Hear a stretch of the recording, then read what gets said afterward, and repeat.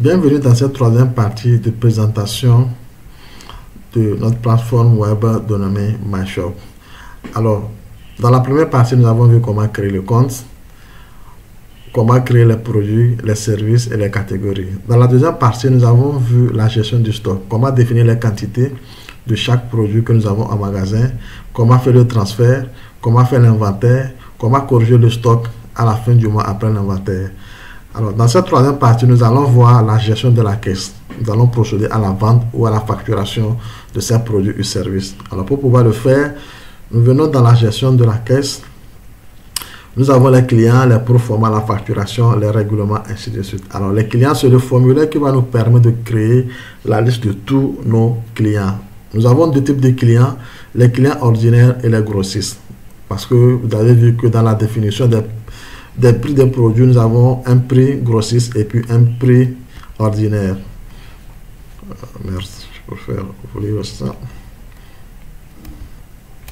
Donc, dans la gestion des produits, vous avez vu que nous avons un prix ordinaire et puis un prix grossiste. Du coup, à la création également des clients, nous avons deux types de clients, les clients ordinaires et puis les clients grossistes. Donc, en fonction du profil, la machine tiendra compte du prix qui va lui être attribué. Donc, pour pouvoir créer un nouveau client, ça fait un nouveau client, son nom et son prénom, son téléphone, le type de client, s'il est grossiste ou ordinaire, vous mettez son adresse. Alors, on peut prendre le cas d'un client aussi mettra. C'est un client ordinaire qui est à Lomé. Bon, il reste à Lomé tout point Togo. J'ajoute. Là, c'est le formulaire qui me permet en fait d'avoir la liste de tous mes clients. Toujours dans gestion de caisse. Après les clients, nous avons les proforma. Alors, nous avons la possibilité, si nous travaillons avec des structures qui peuvent me demander de me fournir une proforma, même un client ordinaire peut me demander, faites-moi une proposition de proforma avant qu'on aboutisse à l'opération de vente. Donc ici, si j'ai déjà créé le client, je prends soin juste de le sélectionner ici. S'il n'existe pas encore, là, je prends soin de créer mon client. Donc, l'autre formulaire, c'est exactement la même chose. Donc, en cliquant sur Nouveau, vous avez un formulaire qui va vous permettre de créer un client. S'il existe déjà, on prend juste soin de le sélectionner. Supposons que c'est un client qui existe déjà dans notre base. Donc, je prends ce client par exemple. Et là, je sélectionne les produits ou services que je voudrais facturer. Un petit rappel, la gestion du stock ne concerne que le profil des boutiques. Quand on est dans la prestation de services, le module gestion de stock ne vous concerne pas, puisque vous n'avez pas de produit physique qui va être stocké. Vous n'avez pas de magasin pour pouvoir stocker. C'est juste une prestation de services. Donc, le module gestion de stock ne concerne uniquement que les boutiques. Toute structure qui se trouve dans la prestation de services, un pressing, un restaurant, un restaurant, il y a des trucs physiques, un salon de coiffure, un cabinet d'avocat, ou bref, vous êtes dans la prestation de services, le module gestion de stock ne vous concerne pas. Une fois que vous définissez vos différentes prestations au niveau des données de base comme produits ou services, automatiquement vous pouvez passer à la facturation. C'est pourquoi dans notre liste à gauche, nous avons la liste de tous les produits et services que nous avons définis dans les données de base. C'est pourquoi nous avons maintenance, ainsi de suite, parce que c'est des services qui ont été définis. Alors, pendant que je voudrais faire une proposition de prix à ce client, donc ici, j'ai toujours la liste de mes produits qui sont à droite et une barre de recherche qui me permet de taper rapidement le nom du produit, bien de service à facturer. C'est le même schéma pour tous les produits, tous les formulaires.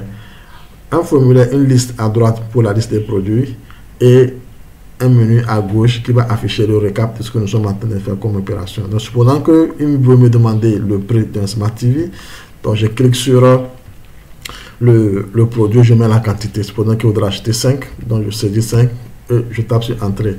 Et là, il va m'afficher la liste des produits qui sont sélectionnés. Puisque la personne a la possibilité d'acheter plusieurs produits, supposons que autre que TV et Smart TV, il voudra avoir le prix du téléphone Tecno. Donc, il voudrait Tecno 10, donc je mets la quantité et je tape sur Entrée. Donc, vous remarquez que ici, nous avons la liste de tous les produits que le client voudrait commander. Et en bas, nous avons un récapitulatif. Donc, la date, le code généré par l'application, le montant hors taxe. À supposer qu'on voulait accorder une remise, supposons qu'on a accordé une remise de 100 000. Donc, nous mettons 100 000 et là, réellement, nous avons le net qui doit payer, c'est les 2 millions. S'il est assujetti à la TVA, il peut me demander facturement avec TVA. Donc, je prends soin de sélectionner TVA. Et là également, vous avez votre TVA qui va être calculé sur le net qui est à 2 millions. Donc, ici, le montant total va faire quoi? Le net à payer plus la TVA. Ici, alors, il y a un aspect pas intéressant à ce niveau. Par défaut, le commercial test est sélectionné parce que nous avons créé comme boutique test. Mais ici, vous avez la possibilité de sélectionner le commercial qui a démarché cette opération. Si vous avez des commerciaux qui font la promotion de vos produits ou services qui vont peut-être être récompensés en fin de semaine, en fin du mois. Donc, à chaque opération, que ce soit une proforma ou que ce soit une opération de facturation, de vente directe, vous avez la possibilité d'ajouter le commercial qui a démarché cette opération. Du coup, en fin de semaine, en fin du mois, vous avez la possibilité de voir la performance de chaque commercial. Donc, je prends soin de choisir le commercial et je clique sur enregistrer, proforma enregistrer avec succès. Ici, dans l'historique, j'aurai la liste de toutes les proformas que j'ai eu à effectuer. Donc, la date à laquelle elle a été faite, le client, le montant et puis l'état de la proforma, puisqu'on peut la modifier, tout comme on peut la facturer. Tout comme on peut également voir cette proforma. Donc, à l'impression, voilà ce que ça ressemble. Bon, là, vous aurez votre logo, le nom de l'entreprise, la description, les contacts. Et puis les informations de la facture qui sont à droite. À gauche, les informations de la facture. À droite, vous avez le nom du client. Donc ici, les produits vont être catégorisés. Ici, l'électroménager. S'il y a produit qui concerne l'électroménager, il va les afficher dedans. Ainsi de suite. Et à la fin, vous avez un récapitulatif. Le montant total fait 2 millions 100. On a une remise de 100 000 francs. Le net fait 2 millions. Et la TVA fait 350. Voilà le coût total de cette proforma. Donc ici, vous pouvez directement générer cette proforma en Excel, pardon, en PDF qu'on peut directement envoyer par WhatsApp ou par mail au client. Si je veux faire une nouvelle proforma, je clique sur nouvelle proforma, je fais la proforma. Si je veux voir l'historique, je clique sur l'historique et j'ai l'historique de toutes les proformas. Alors ici, nous avons un bouton facturer. C'est-à-dire qu'une fois que le client est d'accord sur cette proforma, on peut procéder à sa facturation en cliquant sur facturer. Et là, je clique directement sur facturer. Et là, cette proforma se transforme automatiquement en facture. Ainsi, les quantités qui ont été définies au niveau de ma proforma vont directement sortir de mon stock pour générer une facture.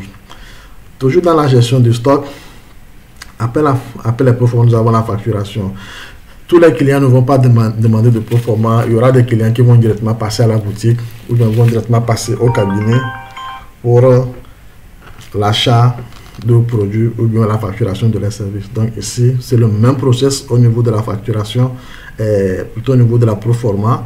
Vous choisissez le produit ou bien le service et vous saisissez la quantité. Donc je prends par exemple, on a fait une intervention dans une entreprise, je clique sur maintenant service, supposons qu'on a réinstallé 5 machines, je mets le prix, et plutôt la maintenance, on a réinstallé peut-être 3 machines. Donc vous saisissez, en fait, sélectionnez le produit ou bien le service à votre droite, vous saisissez la quantité sur le modèle qui apparaît.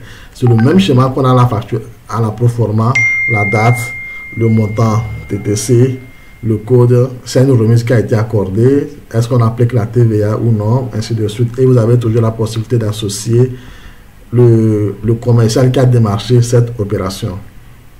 Donc ici, le montant total fait 55 000. Je vais prendre ce client, Alex par exemple, voilà. Et la facture fait 55 000. Supposons que le client nous a payé 40 000. Ok, donc je mets les 45 000, bien 40 000.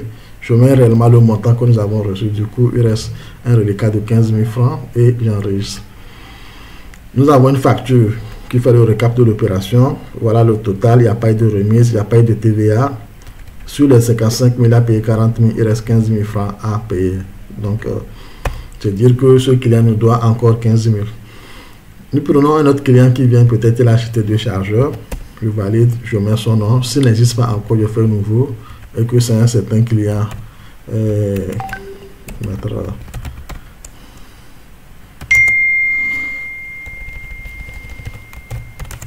Voilà, le téléphone. Je mets n'importe quoi. Hein. Ok. Et j'enregistre. Donc, je prends soin maintenant de sélectionner ce client à base que je viens d'enregistrer. Et j'enregistre mon opération. Voilà, donc sur ma facture, j'ai le nom de ce client. Par défaut, on suppose qu'il a payé la totalité, on imprime directement le reçu. Ainsi de suite, donc pour chaque client qui passera au guichet de ma boutique ou qui demande qu'on envoie une facture, c'est le formulaire qui va me permettre de faire de la facturation. Donc à chaque fois que vous facturez, si je prends le cas de écouteur qui est à 14, supposons qu'on a un nouveau client qui est venu qui a acheté 4. Donc je garde ainsi et il a payé la totalité, donc j'enregistre directement, je sors ma facture et c'est fini, je passe à l'autre opération. Du coup, mon chargeur qui était à 14, puisque je viens de vendre 4, il va passer maintenant à 10, donc ainsi de suite. Ici vous aurez l'historique de tout ce que vous avez fait comme facture avec l'état de chaque facture. Quand c'est vert, ça voudrait dire que le client a payé la totalité. Quand c'est de rouge, ça voudrait dire que le client n'a pas encore soldé sa facture. Donc, je peux définir par exemple la date d'aujourd'hui. En fin d'aujourd'hui, je veux voir ce que j'ai fait comme facture. Non, c'est plutôt le 30. Je peux définir une semaine ou bien le mois. Hein, bon, puisque je veux faire la situation d'aujourd'hui. Je prends le 30, je fais rechercher et il m'affiche uniquement les opérations de vente que j'ai fait au cours de cette journée. Donc, le montant de la facture, le client, le type de client et puis le commercial qui a démarché, l'état de la facture. Donc, je peux la réimprimer, tout comme je peux revoir également l'opération qui a été faite en fait. Donc, je peux réimprimer sa facture pour voir réellement combien est-ce que nous avons facturé ce client. Donc, quand c'est crédit, ça voudrait dire qu'il n'a pas encore soldé. Quand c'est ouvert, ça voudrait dire qu'il a déjà soldé sa facture. Donc, je procède ainsi pour chaque client. En fin de journée, si la caissière a la possibilité de définir la période ou bien le jour et cliquer sur le bouton imprimer pour avoir la situation en fin de journée. Donc vous avez le récap de tout ce qui a été fait, que ce soit produit, que ce soit des services. Ça va être, les produits vont s'afficher par catégorie et les différents montants. Donc pour la catégorie électroménager, on affichera tout ce qui est électroménager avec le coût total, tout ce qui est électronique pareil, tout ce qui est service pareil. Et à la fin, vous avez le montant total. Réellement, la recette qui a été vendue, c'est 2 millions qu'à ça, mais elle a encaissé que tout sont 10 000. Donc voilà un peu l'état que la caissière peut présenter en fin de journée, bien en fin de semaine, bien en fin du mois. Donc en tant que responsable, vous pouvez directement interroger également ce formulaire. Il suffit de définir la période. Je peux prendre du premier, hein, donc je peux prendre du premier au 30, je suis à la fin du mois, je vais voir les recettes que j'ai réalisées au cours de la période, je fais imprimer, donc j'ai un schéma qui m'affiche la recette que j'ai effectuée au cours de la période. Alors vous allez voir qu'il y a un tableau qui s'ajoute où nous avons le règlement de la période. Puisque nous avons la possibilité de vendre à crédit, il y a des structures ou bien des clients pour lesquels la facturation n'est pas, le règlement n'est pas au comptant. Nous avons la possibilité de saisir les règlements. Donc ici, en réalité, vous allez voir tout ce que vous avez fait comme facture en termes de détails par produit et en bas, les règlements des crédits que les clients également effectuent puisque ça fait des entrées de fonds dans la caisse. Donc vous allez réellement voir ici, nous avons vendu 9 millions, mais en réalité, c'est 3 millions qui est rentré comme vente directe. Mais au cours de la même période, des clients sont venus régler ce montant de 3 millions qui va s'ajouter à celui-ci pour déterminer réellement combien est-ce que nous avons fait comme entrée dans notre caisse. Alors, toujours dans la gestion de la caisse, nous avons le client, la proforma, la facturation, le règlement. Puisque nous avons la possibilité de vendre à crédit, donc il faut procéder à avoir également un module qui va permettre de faire le règlement. Donc ici, il suffit de cliquer dessus, nous allons voir la liste de toutes les factures qui ne sont pas encore réglées. Donc quand je vais prendre le cas de notre Ferrari que nous avons fait, qui a acheté les Smart et puis les Techno, effectivement, il a une facture de 2 360 000, il n'a rien réglé. Donc supposons qu'il nous a donné 1 360 000, donc je saisis réellement ce que nous avons reçu et j'enregistre. Donc sur l'état de mon reçu qui va apparaître, nous avons le montant total, ce qu'il a payé et ce qui reste à payer qui est à 1 million. Voilà. Donc c'est dire également que ce client, il n'a pas encore soldé. S'il revient encore une prochaine fois et qu'il solde, quand je vais reprendre notre client, il va m'afficher maintenant le 1 million qui reste et je peux maintenant enregistrer son opération pour solder. Du coup, maintenant nous avons 0. Et quand je vais reprendre la liste des crédits, ce client ne va plus apparaître parce qu'il a soldé sa situation. Toujours dans le module de gestion de caisse, nous avons l'état de recettes. Nous allons revenir sur cet aspect. Vous avez la possibilité de créer plusieurs utilisateurs et les donner des profils différents. Donc, en fonction du profil que vous accordez à un utilisateur, il a les droits ou bien l'accès au module de l'application. En tant qu'administrateur, nous avons accès à tout. Si nous prenons par exemple le cas d'un caissier, il n'a pas accès à l'ensemble des fonctionnalités de l'application. Il n'a droit seulement qu'à un module qui permet de gérer la caisse. Donc moi, en tant que gérant, si j'ai plusieurs caissiers, en fin du mois, j'ai la possibilité de choisir tous les caissiers qu'on vend au cours de la période et définir, quand je vais choisir les différentes personnes qui ont intervenu au cours de la période, je choisis également la période et là je peux également voir ce que nous avons fait comme recette au cours de la période. Là, le formulaire là est réservé beaucoup plus à l'administrateur si il en a plusieurs caissiers. Même si c'est une seule caissière ou un seul caissier, en fin du mois, c'est grâce à cette interface que vous allez pouvoir suivre les recettes réalisées par le caissier. Toujours dans la gestion de la caisse, la comptabilité, nous avons l'état des commerciaux. Comme on l'a vu, si nous avons plusieurs commerciaux qui font la promotion de nos produits et services, on peut définir la période et voir ce qui a été fait au cours de la période par chaque commercial. Donc, si je prends le cas de Bertrand, il a fait que 2 factures. Si je prends le cas de Test, il a eu 20 factures. Donc, je peux cliquer sur une des factures pour voir en fait le détail des recettes réalisées par chaque commercial. Donc, ça me permettra de voir les performances réalisées par chaque commercial.